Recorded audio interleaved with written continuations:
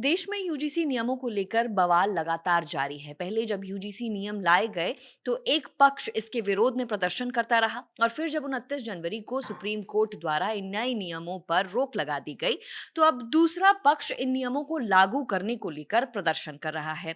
आज पटना में भी इन्हीं नियमों को लागू करने को लेकर छात्र प्रदर्शन कर रहे थे, लेकिन अब खबर आ रही है ये छात्रों द्वारा जो किया जा रहा प्रदर्शन था ये हिंसक रूप ले चुका है। पुलिस और छात्रों के बीच में झड़प हुई है। क्या नए अपडेट्स हैं वो बताएंगे हमारे साथी रजत।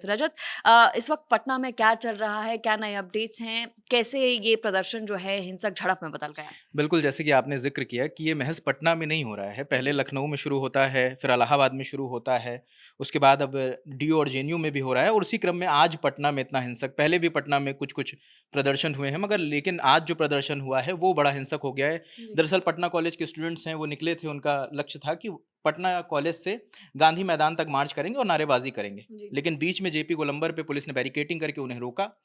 कुछ देर झड़प चली, उसके बाद छात्रों ने बैरिकेड तोड़ के आगे बढ़ने लगे, जिसके बाद वहाँ पे पुलिस ने वाटर कैनन मंगाए हैं। अभी जी। तक जानकारी किसी लाठीचार्ज या वाटर कैनन चलाए जाने की नहीं है, लेकिन अभी तक जो जानकारी आई है, वो ये जानकारी है कि छात्र बैरिकेड तोड़ चुके हैं, वो आगे बढ़ चुके हैं, पुलिस उन्हें रोकने की कोशिश कर रही है, उन्हें वापस खदेड़ने की कोशिश की जा रही है। जी।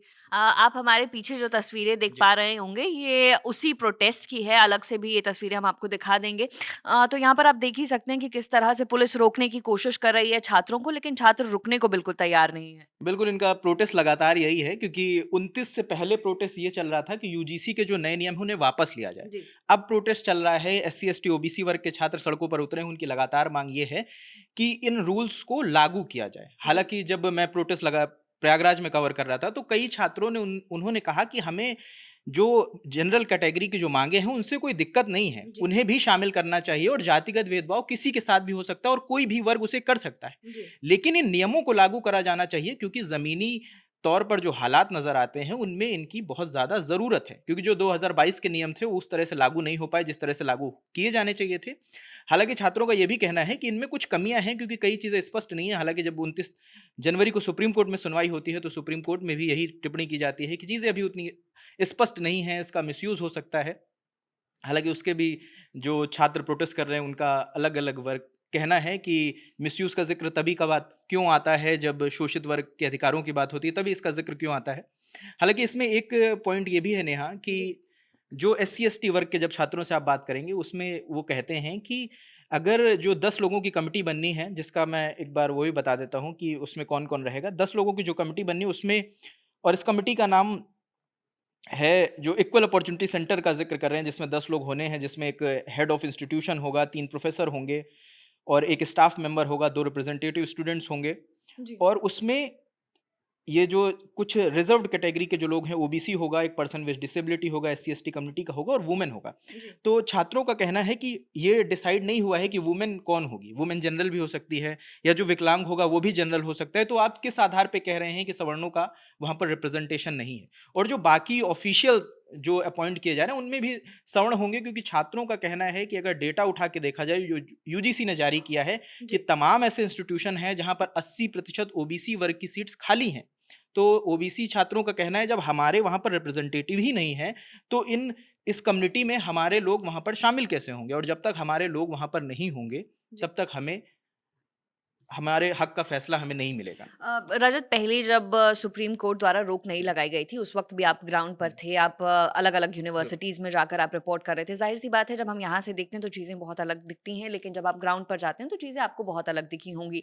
पहले जो लोग बातें कर रहे थे, जो प्रोटेस्ट हो रहे थे और अब जो प्रोटेस्ट हो रहे हैं सुप्रीम कोर्ट की गाइडलाइंस के बाद, इन दोनों में आप क्या फ़र्क देख रहे हैं? किस तरह से आप इसको देखते बिल्कुल, मैं नेहा आपको 1-2 इंसिडेंट बताता हूँ कि अभी लास्टली मैं जिस दिन आया हूँ, कल ही आया हूँ। हैं? जी।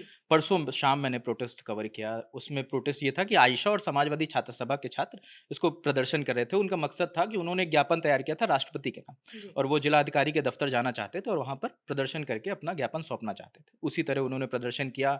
वो गए एडीएम नगर, वहाँ पर मिले, सत्यम मिश्र उनका नाम है। उन्होंने उनको सौंपा और उस दौरान उन्होंने हमसे बातचीत करी। जब कैमरा खुलता है, छात्र उग्र होते हैं, तो तमाम बातें बोल जाते हैं जो उनके मन में होती हैं। तो जी। ऐसे तमाम छात्रों ने जब कैमरा देखा, हम मिले तो उन्होंने कई बातें बोली।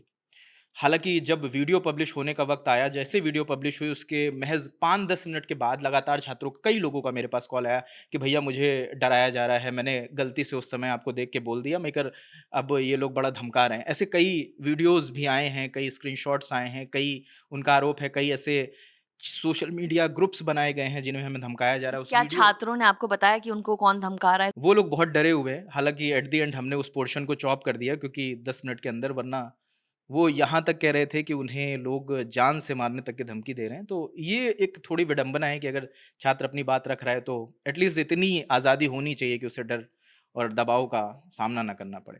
जी। और ये भी एक चीज़ मैं और जोड़ता हूँ कि इस प्रोटेस्ट से पहले हमने जब वहाँ इलाहाबाद में लड़कियों से बात करी थी, तो उसमें भी तमाम वीडियोज़ उनकी वायरल हुई, जिनके क्लिप्स लगाकर लोगों ने मीम बनाना शुरू कर दिया। ये भी मैं कहना चाहूँगा कि हमारे सामने जब कोई लड़की अपनी बात रखती है, तो इतनी गरिमा हमें बनाकर रखनी चाहिए कि वो अगर अपनी बात रख रही है समाज के सामने, अपनी परेशानियों को रूबरू कर रही है। उसमें एक लड़की है, जो कहती है कि मुझे टीज़ किया जाता है। तो टीज़ तो किसी भी को भी किया जा सकता है, मगर लोगों ने उसका ऐसा मीम बनाया कि इन्हें कौन टीज़ करेगा और तमाम वैसी बातें। तो ये ज़रूर सोचने की बात है और जिन लोगों को उनकी सुरक्षा का ज़िम्मा है, उन्हें भी इस बात का ध्यान रखना चाहिए। जी। बहरहाल ये रजत के जो ग्राउंड एक्सपीरियंस थे वो हमने आपको बताए। अभी लगातार प्रोटेस्ट हो रहे हैं यूजीसी के नियमों को लागू करने के लिए। जेएनयू में भी प्रोटेस्ट हुए हैं, इलाहाबाद यूनिवर्सिटी में जैसा कि रजत ने बताया वहाँ भी प्रोटेस्ट हो रहे हैं और पटना में भी छात्र लगातार प्रोटेस्ट कर रहे हैं, जो कि तस्वीरें भी आप लगातार देख रहे हैं। पुलिस के साथ छात्रों की झड़प भी हुई है, वाटर कैनन्स वहाँ पर मौजूद हैं और अगर छात्र हटते नहीं हैं उस जगह से, बैरिकेडिंग जहाँ पर लगाई गई है, तो शायद वाटर कैनन का भी इस्तेमाल किया जाए। जो भी लगातार इस मामले में अपडेट्स होंगी वो हम आप तक पहुंचाते रहेंगे। फिलहाल इस खबर में इतना ही। मेरा नाम है नेहा धीमान, मेरे साथ ही रजत, कैमरा के पीछे हैं विजय। देखते रहिए दी ललन टॉप। शुक्रिया।